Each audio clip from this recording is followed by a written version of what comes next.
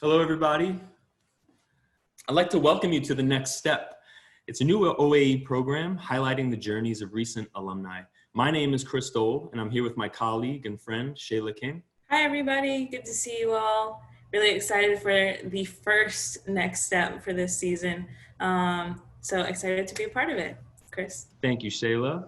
Our first guest on The Next Step is Dr. Christel Wekon-Kemeni, a Hammond Scholar who graduated from the University of Miami in 2015 and attended medical school at Wake Forest University. Dr. Wekon-Kemeni is now a pediatric resident at the University of North Carolina, Chapel Hill. He's also the founder of Black Man MD blog and the Desire to Inspire Scholarship. Christel, if you don't mind me calling you by your first name. Of course not. It's nice to see you again. I was thinking about you leading up to this program, and I realized we've known each other close to 10 years. So wow. Yeah, as a reminder, as a refresher, if you could think back to your freshman year in college, I was in the Department of Athletics at the time. And I would imagine your first job on campus was as a study hall monitor for us, or a library monitor. So that's how we got to know each other. So yeah, I'm looking forward to this conversation. I want to hear a bit of your reflection on the past, but mostly what you've been up to since, which I'm fortunate that we've been in decent touch since you've graduated. But I'm really excited for you to be here and to share your story today. Yeah, I'm excited to be here too. So thanks for inviting me. It's an honor. And it's great to see you again after such a while. I mean, I know we text each other back and forth, but it's good to see your face again. You too, Christel, you too. And not just text, but we had a pretty good chess rivalry going for a little while there. 50 games. We were like half and half. We did. It was a good competition. Yeah, I never felt like I was up too high or down too low, which was fun. Yeah. So let's get started. Tell us a little bit about the early days. Where did you grow up and how did you end up at the University of Miami? First off, I was born in Boston, Massachusetts, and I lived there for about a few years. All I really remember from there is the snow, and it'd be really cold. But then after about 4 years or so, I moved down to Virginia with my family, and I grew up in the Hampton Roads area of Virginia. And for those of you not familiar with the Hampton Roads area, it's where Virginia Beach is, Norfolk, Chesapeake. And so I grew up in Norfolk and Chesapeake and lived there up until age 17, my senior year of high school. And how I decided to go to the University of Miami, it's kind of funny. You know how you get, you take the PSAT and you get all that college mail that comes in after that, right? And I would get a lot of mail, and I remember seeing a pamphlet from the University of Miami, and I remember being struck by the palm trees. And I was, up to that point, I had never seen a palm tree before in real life, and I was like, geez, it'd be really great to go to school down there. And then I saw the variety of majors, because I didn't know exactly what I wanted to major in, although I knew I wanted to go to pre-med track. And I saw that there was a lot of diversity as well on campus. And that was really important to me. I ultimately ended up hearing about a Hammond Scholarship, and I applied to that just off a whim, hoping that I was going to get it, and I ended up getting an interview and then ultimately the scholarship. And that's really how it ended down in Miami. So it was really a shot in the wind, shot in the dark, and it ended up working for me. Awesome. That's great. What did you study when you were at UM, and what type of things were you involved in? Yeah, so I studied microbiology and immunology. So that was my major, and I was on the pre-med track. I initially started with biology, but then I ultimately ended up switching my major, which I'm glad I did, just because biology is really, really broad, and microbiome and immunology was a lot more focused, And in terms of what I was involved in Miami, I was ended up being involved in quite a bit. But I was just kind of following my heart, kind of figuring out what floated my boat. So some things I was involved in included, I was pretty involved in MSA. I was involved with the OEE, also involved in UBS, my fraternity, Kappa Alpha Psi. I also was an academic fellow for 2 years, which I don't think exists in Miami anymore. It was more so, it was kind of like a position that was in conjunction with the RA position. So I stayed in the freshman dorms and acted as an academic advisor in-house for the freshmen. And so I did that for a couple of years. And also was involved in the African Students Union as well. Those are the ones I can think of right now. Those are like some of my big involvements. And of course, the Hammond Scholarship and all the events that we did in Hammond. Awesome. Yeah. That academic fellow position you described, we call them first year fellows now, but it's the same role. Oh, gotcha. Yeah. I think I heard about that. Yeah. FYFs. We love acronyms. Ifs. Okay. So you came in pre-med. Was there ever a point, especially maybe think back to that first year of college, was there ever a point where you said, man, I don't know if this is right for me, if I'm heading in the right direction. Maybe I should do something else. Maybe I should look beyond medicine. Yeah, so I don't think I really hit that point until I got to like Orgo in junior year. So first year, second year, so freshman and sophomore year, I was on a pretty good groove. And I was like, okay, I think I can do this. Like, I'm doing all right in bio. I'm doing all right in chemistry. I'm doing all right in the rest of my classes. It kind of stuff was hard, but it was still coming, not easy, but I was getting by. And then I hit Orgo, and I was like, man, I really hope that med school isn't like this, because it was just hard and just kind of hard to conceptualize.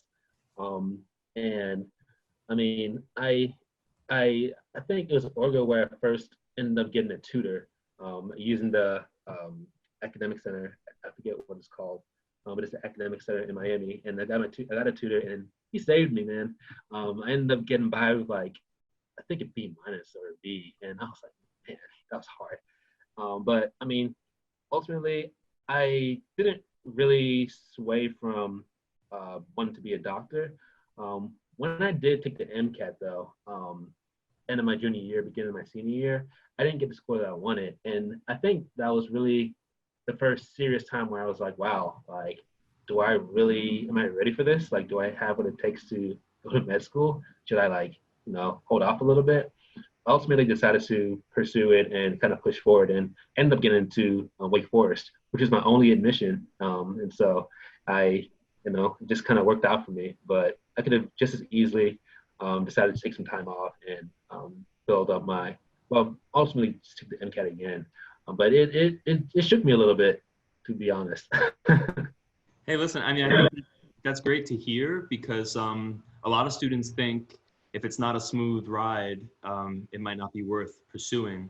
And then there's other difficult conversations to have with students about whether it really is a viable path for them. And so it's good to hear what your journey might have been like.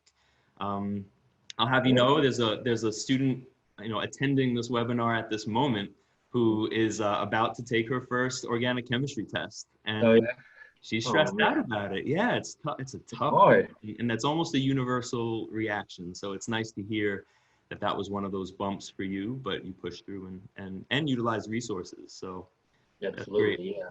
And honestly, like for that person who's taking that Orgo test, just know that med school, you don't use a lot of Orgo at all, to be honest.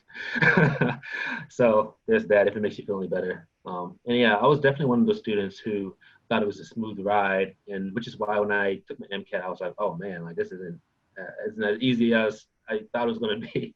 And I mean, you just kind of face challenges kind of as you go along, even in med school and in residency. You just kind of learn how to persevere through them, and just use your resources as well.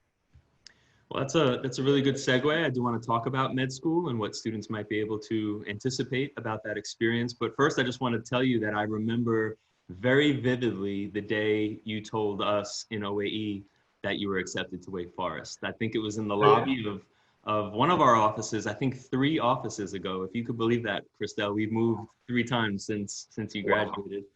Wow. That was in Rhodes House. And I remember you telling me that. I was so happy for you. I'm so proud of you. And yeah, so it's been nice to see you launch off like that. So tell us a little bit about medical school. We talked about the app process for you a little bit. Maybe when you got to medical school, was there anything that you sort of looked back on college and said, oh, I wish I did more or less of something? Yeah, for sure. That's a great question, honestly. And as it's a question that I try to answer to a lot of my mentees and people who ask me questions about med school and my road. Um, One thing that I wish that I took more seriously in terms of like thinking about what to do in college is the fact that I could literally major in whatever I wanted. Um, I don't regret majoring in microbiology and immunology because it was something I was genuinely interested in. But literally, you can major in anything you want. And I mean, there's really no time like college. And people told me this all the time, but it's so true. No time like college. Like you literally are going to like learn there to learn whatever you want in whatever subject you want. Granted, if you're on the pre-med track, you do have to take some certain classes, but outside of that, you can like major in business, you can major in art, architecture, major in like account, I mean anything, entrepreneurship. And so it would I do kind of wish I did took more classes where I was doing things outside of the realm of medicine. I ended up taking like a public speaking class and a class on money, just to kind of learn more about finances because it was something I realized I had no clue about. And I was going into med school where I was going to be in a lot of debt. And so I kind of wanted to learn more about that. So I ended up taking those classes my senior year. But I do wish that I took more classes kind of outside of my major, just to kind of have a more, I don't know, holistic, I guess, holistic education, I guess I would say. And so definitely recommend taking classes outside of your major, or even like or majoring in something that's not in the sciences, or even minoring in something outside of the sciences, if you're interested in that. If you love the sciences, by all means, major and minor in all the sciences you want. But just know that med schools also do look at people who major at in something outside of the sciences, and they kind of see that as unique and are honestly more likely to kind of look at you as take a second look at your application and want to get to know you more. Yeah, as long as you do well in all your other classes. That's great. It's great advice. And I'm glad it's in line with much of what I think students hear from our office in terms of our conversations with them. What about a gap year? It's one of the big conversations we have with students, whether they should take a gap year. Some people have very strong opinions about it. Others, view it as completely individualized. Was there any moment where, well, I can ask this question two ways. Did you ever look back and say, I should have taken a gap year? Or what do you think about it just in terms of general advice to students? Take one, don't take one, or it depends on X? Yeah, so I can answer both questions actually. So first off, in terms of if I ever looked back and thought if I should have taken a gap year, um, there are times where I look back, I'm like, man, a gap year would have been nice, just because you kind of go to med school, you're just grinding the whole time. That being said, I mean, I still had plenty of time here and there to kind of like do stuff that I wanted to do. But when I came into med school, it was astounding how many people like were older than me and how many people had taken gap years and gotten experiences outside of medicine, or even like other experiences within medicine that wasn't like being a doctor. And I think it made them overall like more well-rounded people. Whereas I was coming straight out of college, a kid out of college, and I'm just like, hey guys, I'm here. So I don't regret not taking a gap year, but at the same time, if I had taken one, I think I would have really benefited from it. And here's why. So, like I said, I think that taking a gap year allows you to have more experiences and kind of allows you to kind of be outside of where you're at, like outside of college and also outside of like the grind of medical school. Whether what you do in a gap year is, I think, is pretty individualized and up to you. If your goal is to go to med school and you're trying to get better grades or take the MCAT or whatnot, you can take grad courses or do a master's in some kind of science, and you take the MCAT. If you just want to kind of take a break and kind of just do other things, you definitely can do that as long as it's productive. Because if you still want to go to med school, you still have to answer as to what you did during your gap year if you took a gap year or gap years. And so you definitely want to do some productive things, but you can also like, have fun, travel, and do, well, maybe not travel now, but once everything's over and calmed down, you could travel and do other things and just really, enjoy being outside of school for a little bit if you don't do a grad school. That's great. Really good advice. It's nice to look back and see the different options in a different way. Let's leap ahead to now. You're a doctor. How did you choose pediatrics? That's a great question. So interestingly enough, I have a whole blog post on this on my blog. And because so many people have asked me that question, because I actually was going to be an ophthalmologist, and which is an eye surgeon, for those of you that are not familiar with the term. And I had known that I wanted to be an ophthalmologist since high school and through college, even in like my first couple years in med school. And then I hit my third year in med school, and that's where you typically do your clinical rotations. And so I was finally able to go through each specialty for the first time and really immerse myself in it. And pediatrics was my third rotation of the year, and I knew I was going to like it, but I underestimated how blown away I would have been by it. And so went to my rotation, and I immediately like meshed really well with the people, the providers, doctors, the nurses, the culture of pediatrics. I fell in love with it, and it really, really touched me. It felt natural to me. Everyone was just really warm. It was a great culture, and you learned so much. There's so much to learn, and the patients I was serving, like the kids, I just naturally bonded with them, and it almost didn't feel like work when I was rotating through that specialty. And I think it hit me when I would wake up at like 4:45 or 5 in the morning to go to work, and I wasn't mad about it. I think that's when it was like, okay, I think I like what I'm doing. Although I didn't realize that I didn't ultimately make the decision until after a couple more rotations and after I did my ophthalmology rotation, which I still liked, but I didn't get that same feeling I got in pediatrics. And so ultimately, just kind of the feel of it, the fact that I would get a lot of opportunities to do a lot of different things in my career in pediatrics, a lot of advocacy involved in it, and it was just fun. And so that's kind of a synopsis of kind of why I decided to go into pediatrics. But again, I have a whole blog post on it at blackmanmd.com, and so you can kind of read more about my decision. That's awesome. I want to leave some room for students to ask questions, so I don't want to cover too much. I want to leave a little bit of gaps in there for students to engage with you. Yeah. But if we need to, we can return to this because I've got a number of sort of follow-ups to that. For now, I would like to skip ahead to what we'll call the quick hits. Yeah. Let's let our attendees get to know you a little bit better. And then we'll open it up for questions and we'll hear from them. So let's do some quick hits, Christel, if we could. All right. What's your favorite movie? Man, I love the Bad Boys series. So Bad Boys 1, 2, and 3. If I can say that. How about favorite cuisine? Cuisine, Italian. I love lasagna. Now, I follow you on Instagram, so I know you do some traveling. What's your favorite trip you've taken? Favorite trip I've taken? No, I had a lot of fun in Mexico, in Cancun, in the Playa del Carmen area. I've been there a couple of times with some friends and also with my fiance, and so that was always a good trip. What is the best decade for music? 80s, 90s, 2000s, or 2010s? Man, I'd have to say, if I could be an era of music, I would say 2000s R&B. So 2000s. Great. Let's get a little more serious here. What are you most proud of? I'm most proud of, man. That's a big question. I wanna say that, man. I guess starting the scholarship, to be honest.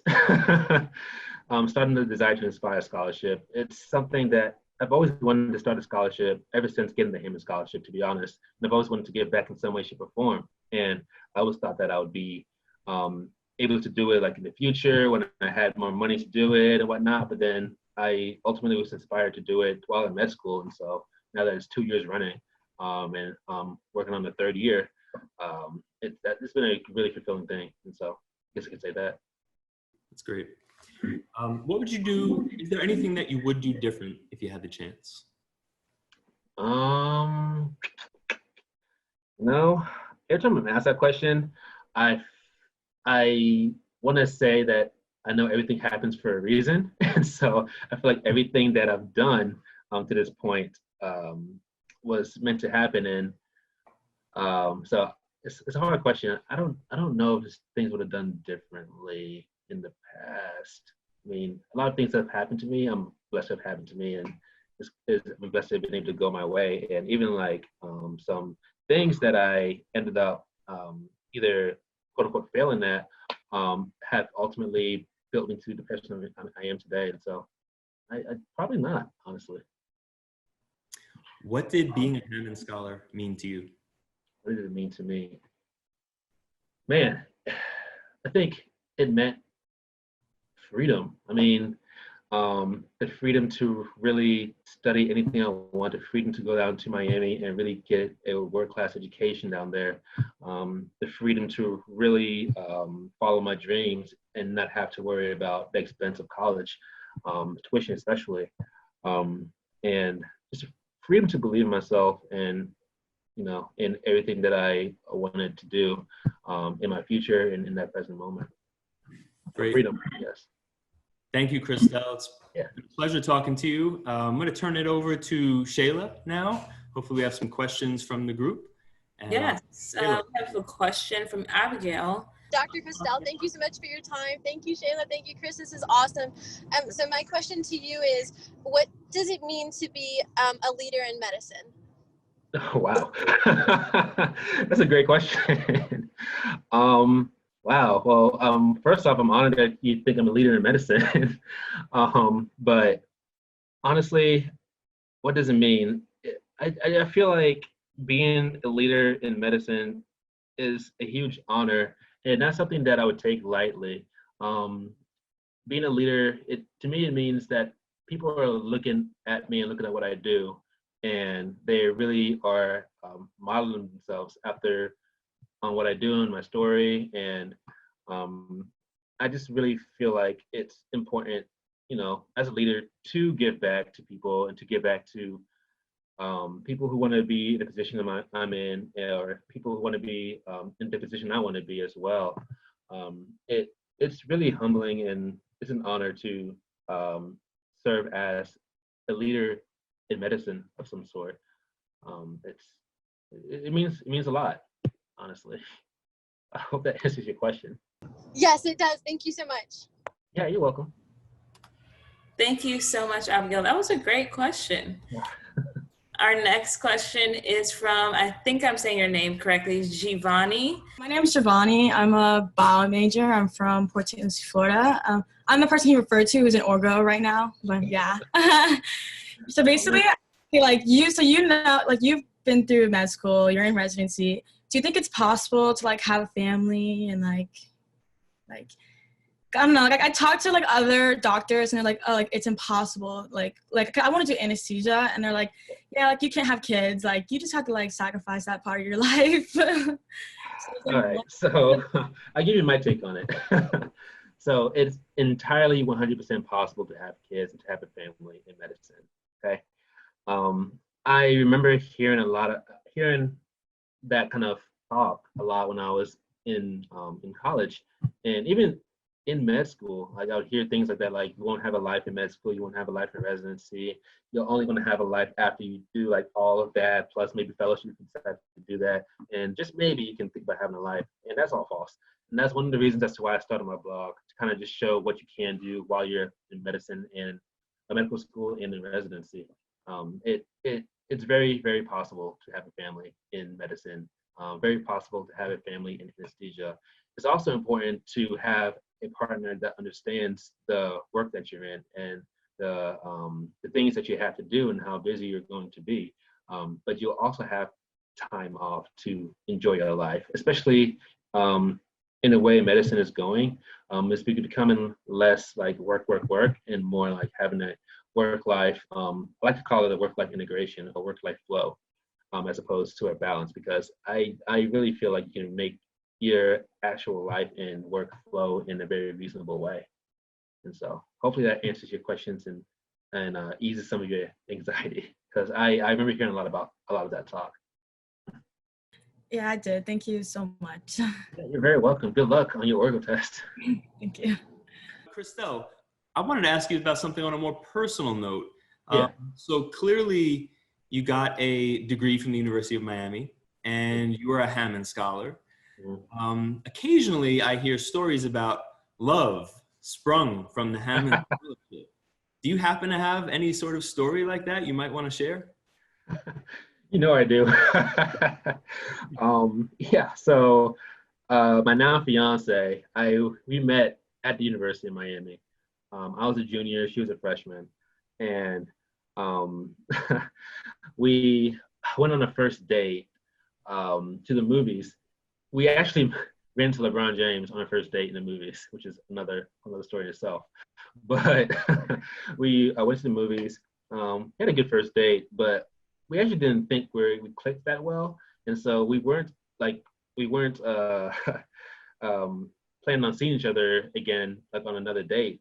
But the very next day, we just so happened to be in the same group of friends who wanted to go out to a party in Miami, and so we ended up going out together, all like 8 of us. So, and we ended up clicking more at that party, and then from there, we just started talking more, started hanging out more, and days turned into weeks, weeks turned into months. We ended up dating officially, and our first year of dating, I was a senior, she was a sophomore, and then we did long distance for 2 years. And before you knew it, it had been like 5 years of dating, and then finally decided it was probably overdue to pop the question. And so I went ahead and popped the question last year at my fitting ceremony for med school and graduation weekend. And now we're engaged, looking to hopefully get married next year. That's beautiful. I love it. It's a wonderful She's a story. Hammond Scholar too. That's right. That's right. Now, she also, correct me if I'm wrong, but she's pursuing a PhD, right, at UNC? Absolutely. Yep. She's getting a PhD in public health. Awesome. We'll have to have Erica on as a featured guest. Absolutely, man. She would love that. I think we may have another question, Shayla. All right. Yes, we have another question from Caleb. Caleb Stacy, go ahead and unmute yourself and your video and go ahead and ask your question. Hello, thank you for your time. I am a microbiology and immunology major, and Look I'm at just that. wondering if you think that being a microbiology major prepared you at all for med school, or like if the courses helped or were relevant at all. Yeah, man. So I do think that it helped me. Probably not as much as I thought it was going to. It definitely helped me in the first 2 years of med school, the first year specifically, because every med school is different in the curriculum. But at Wake Forest, where I went, the first 2 years were mainly basic sciences. And in that first year especially, I had anatomy, and then I had like a microbiology / like immunology kind of section. And in that section, I felt like I thrived pretty well because I had majored in it in college. There's also like biochem sections and like other kind of sections of what we learned. And so it definitely helped me in that area, and also kind of helped me think about the immune system in general. But outside of that, I mean, there's a lot I didn't know in med school. So, I mean, it helped me to that extent. And so it was pretty helpful to me. Although I don't know if there's any major in college that can fully prepare you for med school, to be honest. I think if anything, it kind of helps get you familiar with some of the terms you're going to see in med school, and kind of helps you kind of think in a way that you're going to be thinking, like med school's a whole different way of thinking. And so it kind of helps you kind of prime your brain into thinking in that way. And so that's my 2 cents on it. Okay, thank you very much. No problem, Caleb. Thanks so much, Caleb. Our next question comes from Amaya. Amaya is here joining us. Amaya, go ahead, unmute yourself and ask your question. Thanks for joining. Thank you for coming. My name is Amaya. I'm a biology major right now. I'm a Jenkins Scholar. Congrats. Yeah, right now I'm a junior, but technically a freshman. Confusing with my credits, but yeah.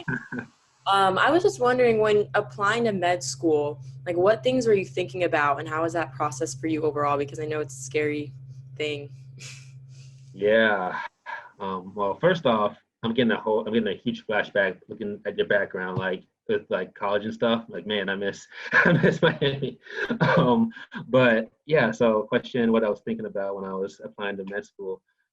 A lot of things. I mean, there's a lot of anxiety there, and I wouldn't describe myself as an anxious person, but it was definitely anxiety provoking. Just because it was something unlike anything I've ever done before, and it was probably one of the hardest things I've done.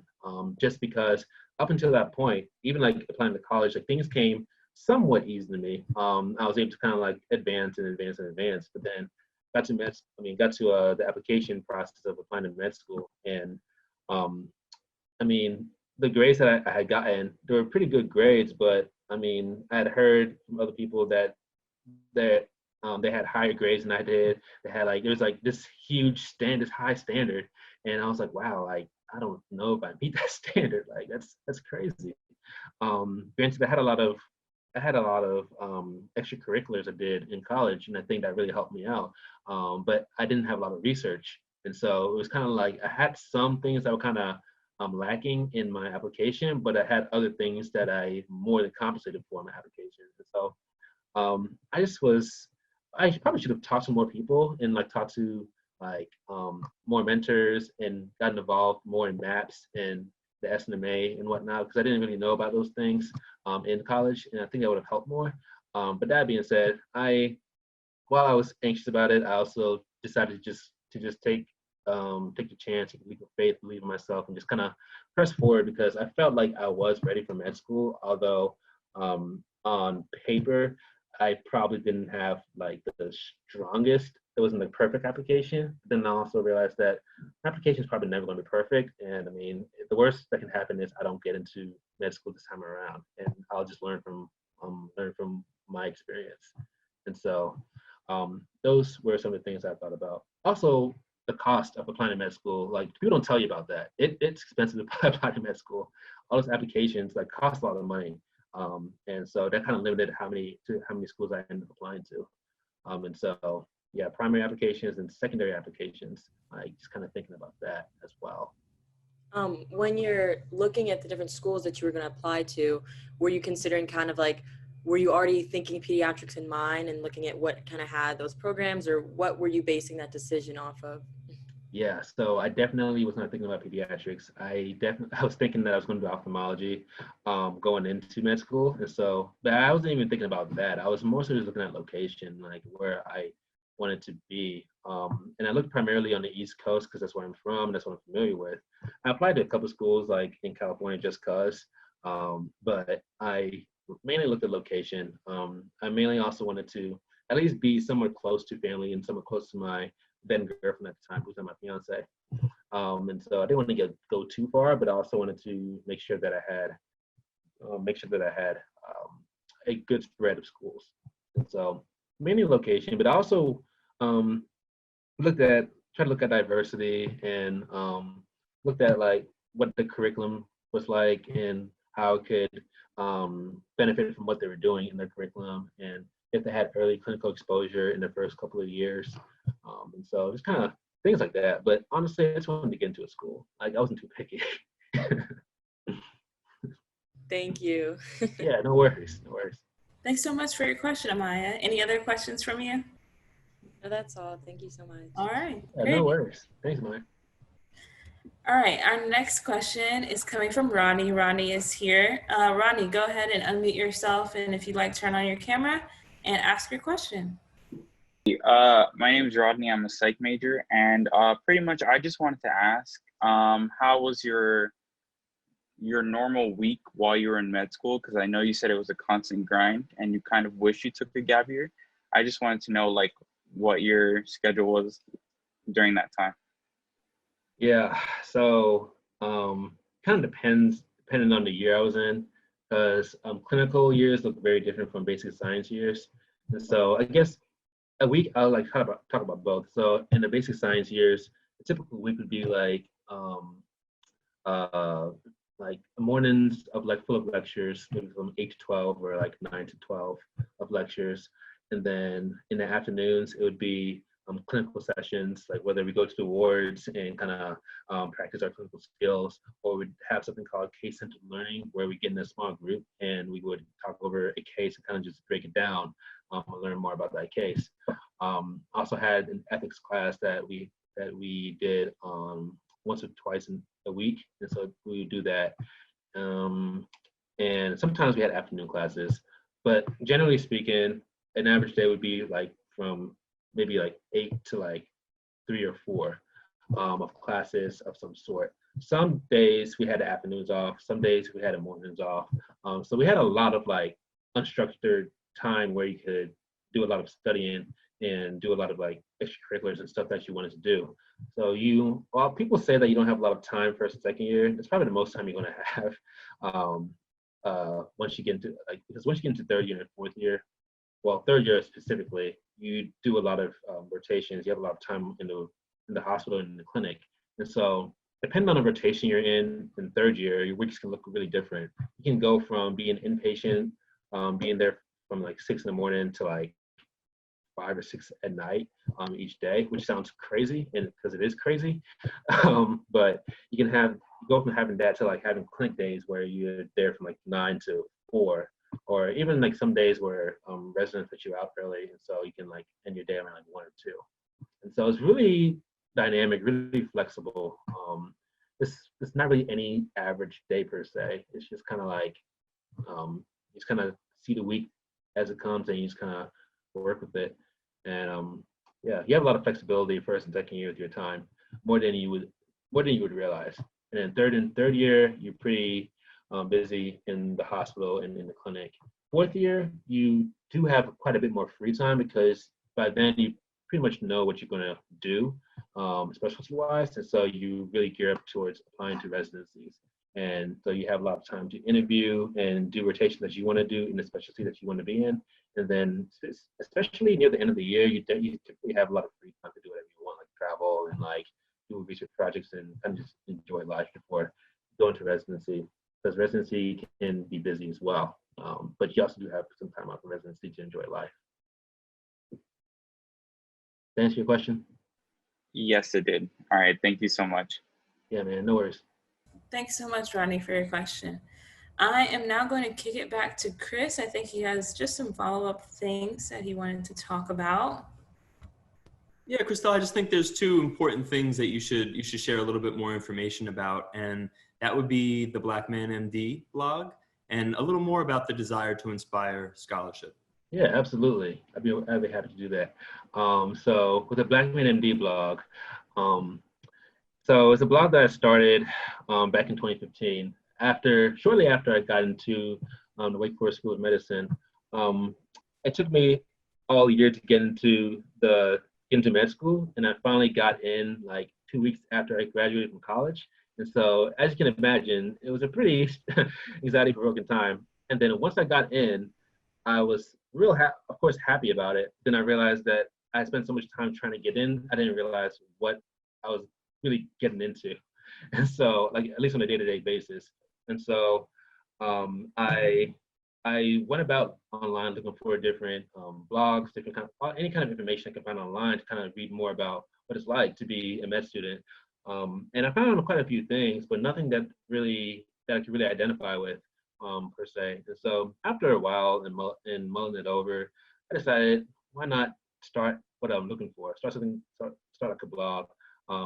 And especially being like a Black man going into medicine, I figured, why not be kind of that person who has that platform to kind of for others to kind of read into and kind of identify with. And so that's kind of what inspired me to start the blog in the first place. And it initially was just me talking about my experiences on a weekly basis in med school. And I sustained that on a week-to-week basis all through all 4 years of med school, and kind of just, talked about what med school is like, how I felt about it, the things I was doing, and just kind of, almost like a public diary or journal of some sort. And so that's what I started the idea with. And then ultimately it's ended up expanding into a lot of other things. Some things have sections there that highlight minority professionals and students in the field of healthcare. I have like a section where I talk about the resources I used in medical school. And then I have other sections, including the Desire to Inspire Scholarship that I ultimately ended up creating back in 2018. And so the Desire to Inspire Scholarship, it's a scholarship that is geared towards high school students, underrepresented high school students in going into either their junior year or going into their senior year. And they're typically interested in the field of healthcare. And I wanted to award students who not only were interested in healthcare, but also were doing something that inspired those around them, kind of just, being like an inspirational person, no matter how big or how small. I just wanted to kind of share to others that there are kids out there that are doing awesome things, and I wanted them to be highlighted. And the Desire to Inspire name came from the motto of my blog, which is an African American with a desire to inspire. And so that's kind of how that was birthed. And now we just finished the second cycle of it last month, and two high school students were awarded the scholarship. One from Texas who won $500, and then one from Ohio who won $1,000. So that. And then the funding for the scholarship came from generous donors, such as Chris. I might owe you, Christel. You said what? Get back on that. Say again? I said, I think I owe you last year. I'm not sure if I contributed last year.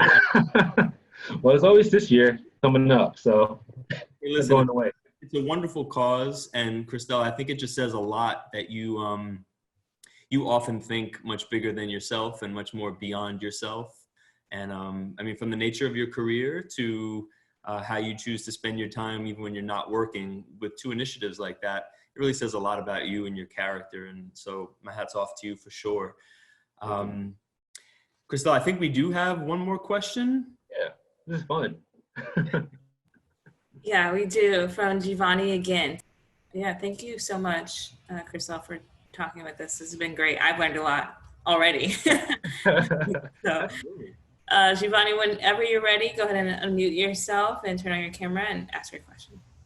Okay, last question. How was the MCAT like for you? Because I know everyone who's taken it, they're like, it's super hard, like it's nothing you've ever seen, like it's nothing like a bio test or chem test, like it's made to be super difficult. So it's like, what was it like for you? And like, how'd you study? How'd you prepare for it? And like, how long did it take you to prepare for it?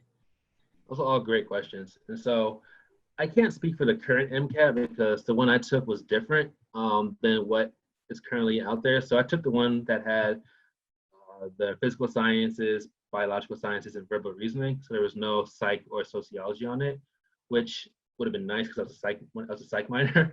But that's besides the point.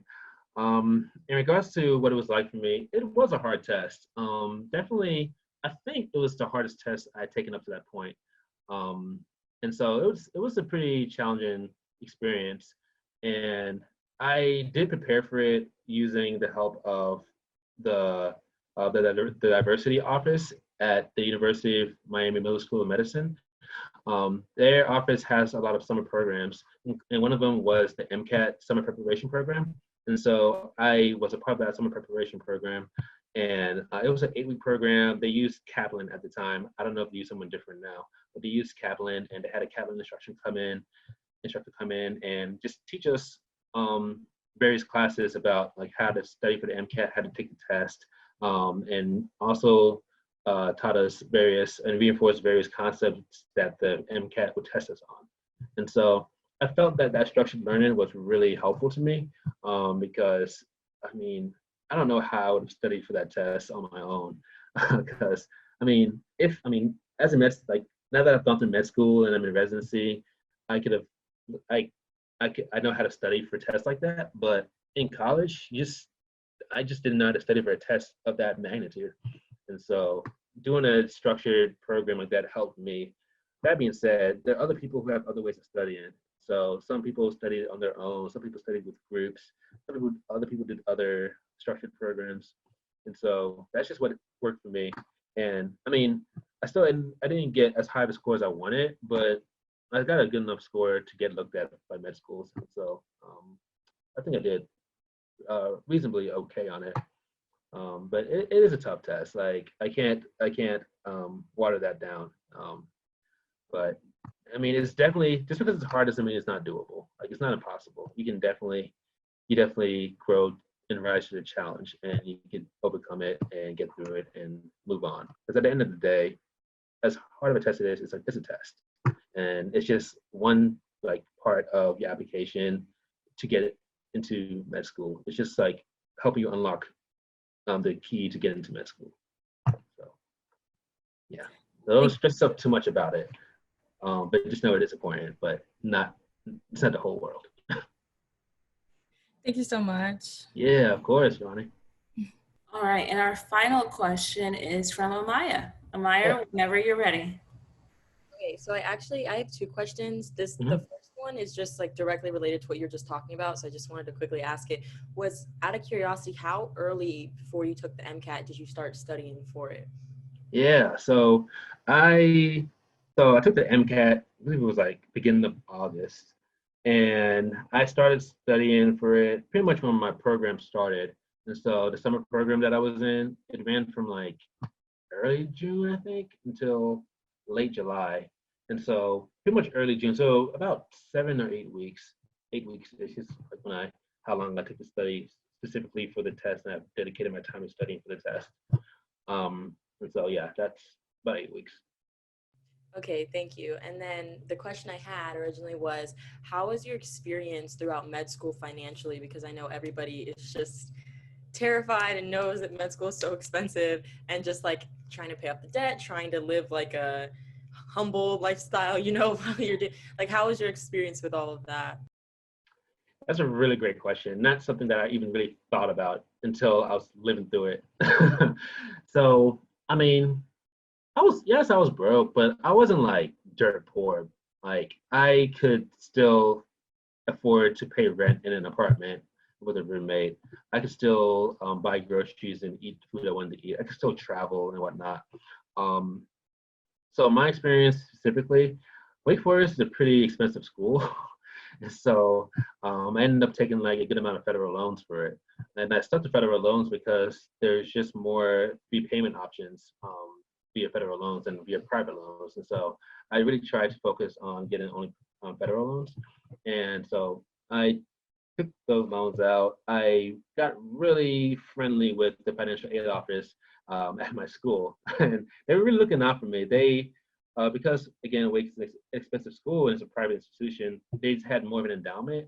And so they were able to find scholarships for me and just kind of like send scholarships my way whenever I qualified for them. They'd be like, hey, here's a scholarship. Here's like a few $1,000 here, $3,000 there. Enjoy, we're gonna cut that down from your debt.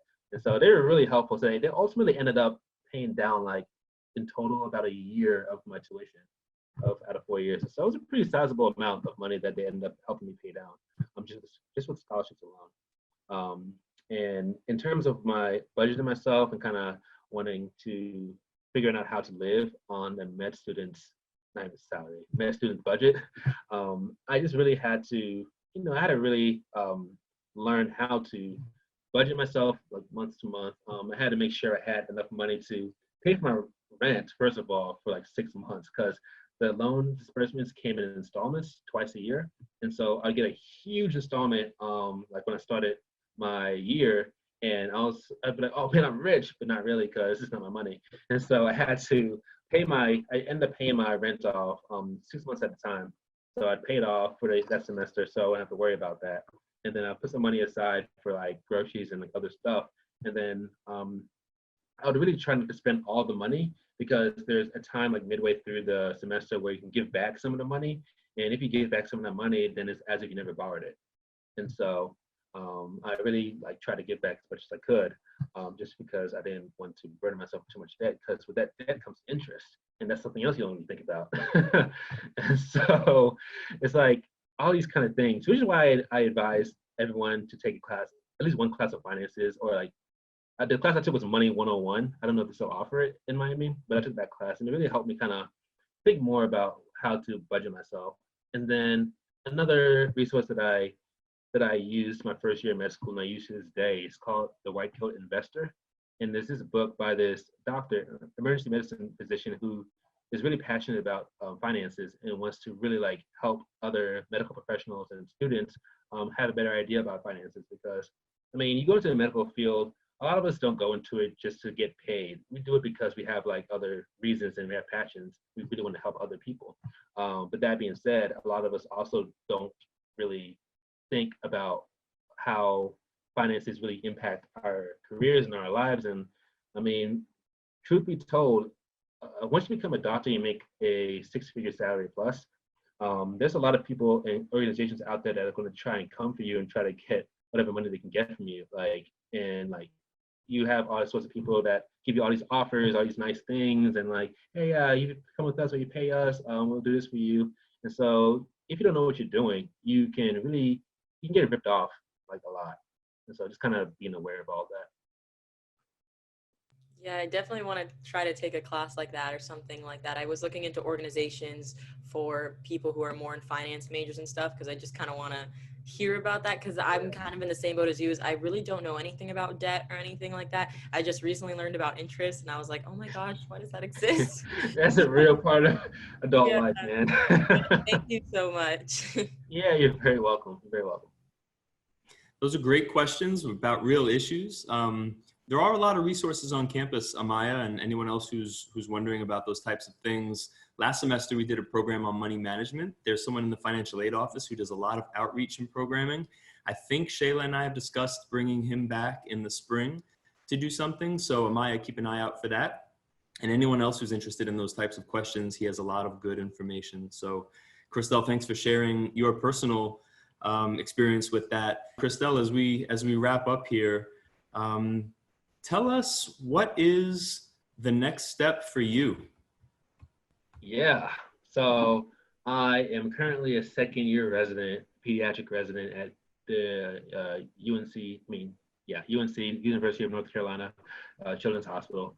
And from here, I have one more year after this, and then I am planning on going to fellowship, which is an additional 3 years of training in some subspecialty.